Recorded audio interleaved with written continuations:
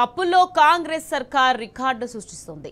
September నాటికే 45,162 కోట్లను సమీకరించింది. ఇది వార్షిక రుణ లక్ష్యంలో 82% సమానం. గతంలో ఎన్నడూ లేని విధంగా రేవంత్ సర్కార్ అప్పులు చేస్తుంది.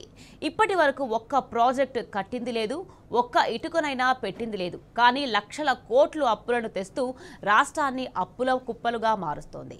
తాజాగా మరింత అప్పు కావాలని ఆర్బీఐకి ఇండెంట్ పెట్టడంపై ఆర్థిక నిపుణులు ఆందోళన వ్యక్తం చేస్తున్నారు.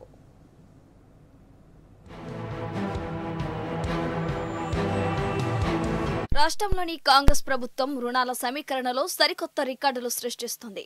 గతంలో ఎన్నడూ లేని విధంగా అప్పులు చేస్తోంది.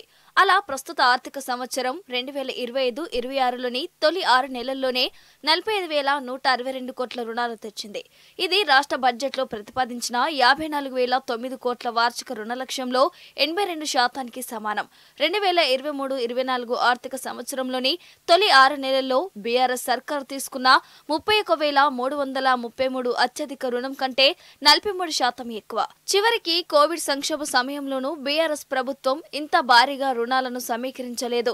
కానీ ఈ ఆర్థిక సంవత్సరంలో ఇంకా 6 నెలలు మిగిలి ఉండగానే అప్పుల్లో అన్ని రికార్డులు బద్దలు కొట్టిన రేవంత్ రెడ్డి సర్కార్ ఇప్పటి వరకు ఒక్క ప్రతిష్టాత్మక ప్రాజెక్టును కూడా చేపట్టలేదు. కనీసం ఒక్క ఇటుకనైనా పేర్చలేదు. పైపెచ్చు మరింత అప్పు కావాలంటూ రిజర్వ్ బ్యాంకుకు ప్రతిపాదనలు పంపింది.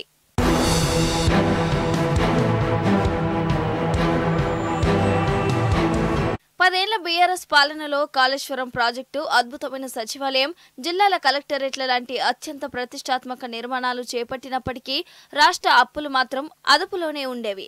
బడ్జెట్ ప్రతిపాదనలకు మించి పెద్దగా అప్పులు చేసిన దాఖలాలు లేవు. కానీ ప్రస్తుతం కాంగ్రెస్ సర్కార్ తెలంగాణను అప్పుల ఊబిలో ముంచేస్తుంది.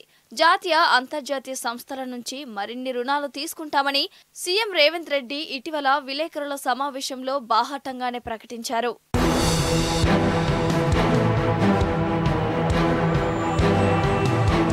మహిళలకు ప్రతి నెల 2,500, యువతులకు స్కూటీలు, పెళ్లి సమయంలో తులం బంగారం ఇస్తామన్న హామీలను నెరవేర్చకుండా చెప్పుకోదగ్గ పెద్ద ప్రాజెక్టును కనీసం